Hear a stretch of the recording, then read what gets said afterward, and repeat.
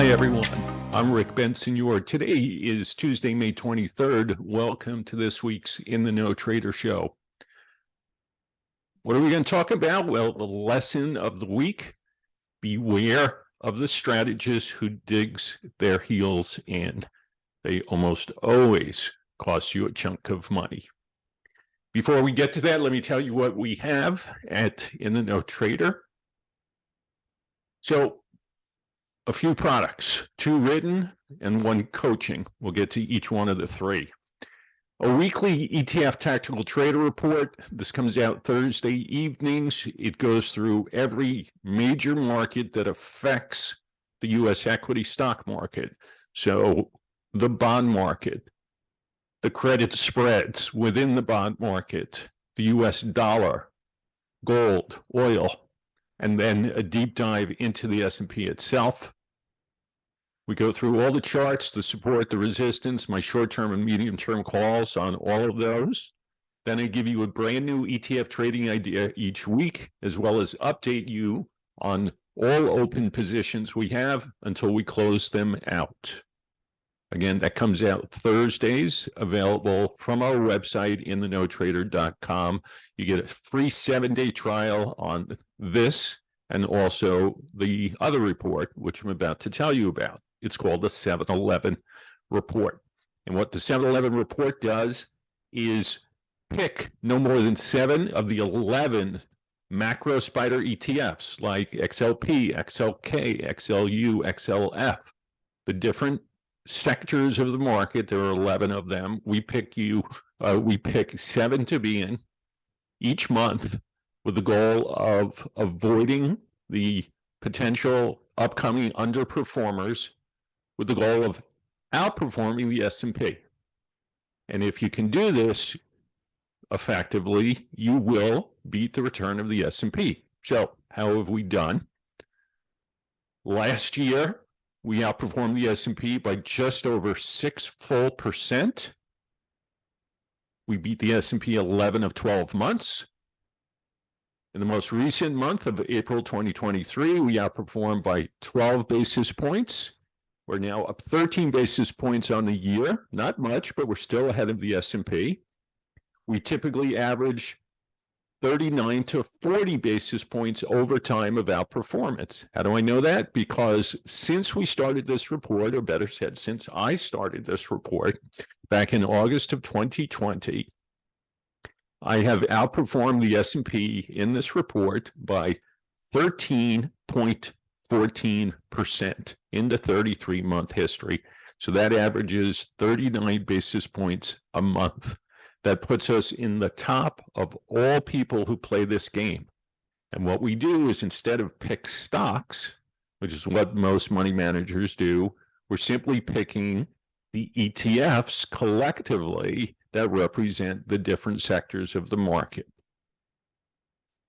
If you had a theoretical $1 million account to start, you'd have an extra $131,400 in your pocket since August 2020 by following the once-a-month changes that I do at the beginning of each month. If you had a $100,000 account, you'd be up $13,140 more than the S&P is up.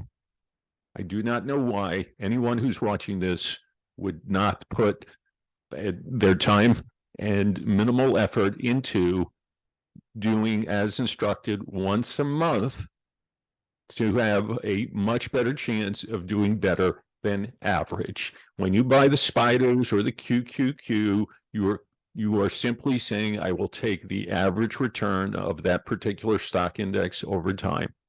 Well, for 33 months, we have consistently beat the S&P. And the outperformance of over 13% did not come from 1 or 2 months. It is a steady progression month after month of outperformance. And occasionally we have an underperforming month, but collectively you are up over 13% more than if you had been in the S&P. Really a no-brainer as far as I'm concerned. If you have money in spiders and you're just parked in that passive index over time in your account, you have the ability to do far better if you subscribe to and follow the easy to do once a month minimal changes to your portfolio. You can subscribe to my In the Know Trader channel on YouTube by going to youtube.com/InTheKnowTrader. Click on the subscribe button. That'll then in the future pop up my recent videos anytime you log into YouTube. Follow me on Twitter at InTheKnowTrader. So, and lastly, individual coaching services. Steadily, this is taking up more of my work week as many people come to me to help coach them. We have packages of a single hour. You can do a package of 3 at a discounted price. I have people who sign up for multiple 3s right from the beginning because they know they need a fair amount of help. Whatever works for you is fine. All that available at inthenowtrader.com. Okay, so let's get back to the lesson of the week. Beware of the strategist who digs their heels in. Well, the last year and a half has been a perfect example of how much it can cost you if you listen to a strategist who digs their heels in on their call of the market, whether they're bullish or bearish, and sticks with it regardless of what the market is telling them. Let me show you, to start off, here is a long-term chart. In fact, the full trading history of the S&P 500. This is each bar on this chart, each single vertical line is an entire year of price action. So this is the total trading history of the S&P going back to the 1920s. So we have almost a full 100 years here. It's obvious to anyone that over time, you want to be long the S&P 500. There are periods, certainly when we had the crash in 1929, and then the market fell and eventually recovered. From 2000 to 2012, we were sideways for that 12-year period, down move, up move, down move, and then eventually to the move that started this year. This spike down here in 2020 is the COVID decline, but of course, the market has recovered wonderfully since then and continues in a general long-term upward channel. So why do I show you this chart? Well, because it's obvious you want to be long stocks over time. So when you have bullish strategists on the street who are pretty much universally bullish, they are not telling you anything that you don't know yourself or should know. Over time, stocks move higher. And that's why people invest in the stock market, because it's one of the best places to grow your savings over time. But if you time it poorly, you could lose money. You could go nowhere for years, a lost decade like we had here between 2000 and 2012. There are times in the 1960s and early 70s that the market kind of was just back and forth. But eventually, there's an upward slope from the lower left-hand corner of your chart to the upper right-hand corner that shows the progression over time of the value of owning stocks. So when I hear a strategist on the street who is bullish, they're telling me pretty much what I already know. Be long stocks for the long haul. The problem is when you have a strategist who tells you to be bullish and then sees years of declines, and all the time they talk about the market, they're bullish, and they give you their long-term views, and you can get into a period of kind of a lost decade, and eventually they're right. But they're right with no more knowledge than what you have, which is over the long term, you want to own stocks. Let's kind of hone into what's now taken place since the market peaked in, let's just say January 1st, 2022. So I'm going to change charts and now show you, here's the all-time high, kind of in the middle of the screen. This bar here has 4818.62, the all-time high in the S&P. Here on the far left is the COVID bottom in March of 2020. So for much of last year, the bullish strategists, and we kind of know who they are. I'm not going to mention names, but we kind of know who they are, who every time you see them quoted in a newspaper, watch them on TV, they're on usually a few times a week. And for some reason, the business channels keep putting these same people on who don't change their tune. And you had to deal with a 19% decline last year in the S&P with somebody telling you to buy every pullback there is, saying it's bullish. Well, if you did nothing and didn't see even what happened in early last year, the second or third week of the year, and what this did technically to all the buyers over the prior months, as well as the fact that it kept topping out at 4,600, you've missed out on a chance to sell out of some stocks, or certainly not buy stocks, and wait for lower levels to get back in. But what's going on during that decline?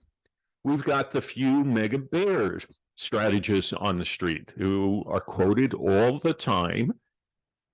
Both that come to mind work at top 5 Wall Street firms who told you that they are bearish and the S&P is going down to the low 3,000s and into this kind of red shaded zone down here. And every time the market sold off, they're telling you and kind of pounding the table that the market's going lower. So you have the bullish ones who told you we're going higher, the bearish ones telling you we're going lower. And meantime, those who dug in their heels cost you dearly, because the ones who were bullish right from the start of the year, and were bullish virtually the entire way down. And now we're starting to see stocks move up. So some are saying, hey, those people are great. They told me to stick with it and to buy more, and I'm doing okay.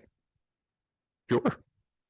Because you know in the long run, that's the game plan that everyone basically follows. Even the bears are just finding a better place to commit more capital to the markets. There are right now virtually no mega bears like there had been back, let's say, in the crash of 87, where one of the well-known Elliott wave timers was literally calling for the Dow Jones Industrial Average to fall to a price of 40. Not 400, not 4,000, 40. That never occurred, clearly. And to my knowledge right now, I can't think of anyone who's calling for a spectacular decline in the market. But we certainly had the strategists who this week are finally starting to throw in the towel on their bearish call, but they don't even give up on it completely. One well-known guy, again, at a top 5 Wall Street firm, is now saying, oh, well, it's tactically bullish now, but he refuses to throw in the call that the market's going down to the low 3,000s. On the flip side, you've got the bulls who are telling you it's only a matter of time before the S&P gets back to 4,400, 4,500, new all-time highs, and so on.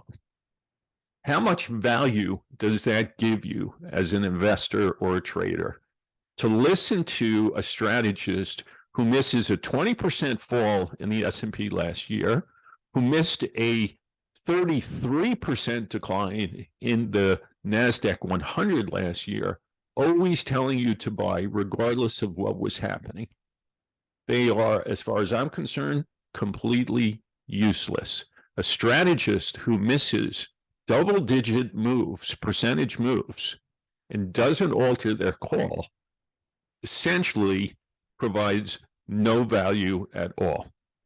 You want a strategist, not one who changes their mind 3 times a week, but you want a strategist who actually understands what's going on, knows how to interpret what the market is saying and speaking, and adapts to the changing environment. Last year, I was bearish the bulk of the year until late in the year. January 1st, we came out bullish.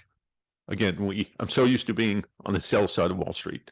I was bullish and told my clients from January 1st, be long stocks.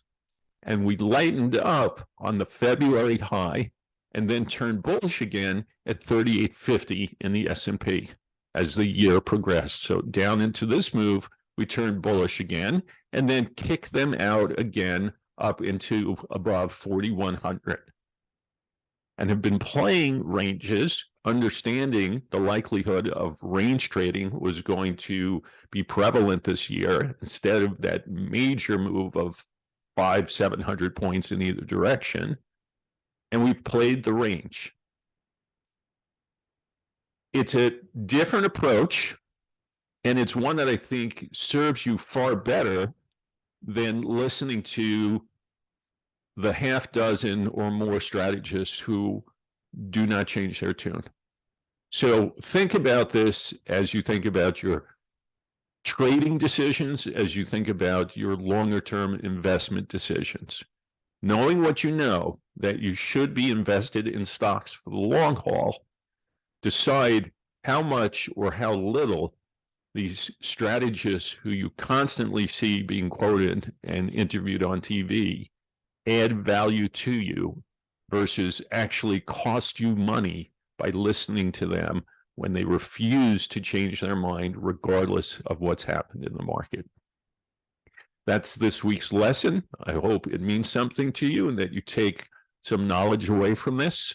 I'm Rick Bensignor, and this has been In the Know Trader.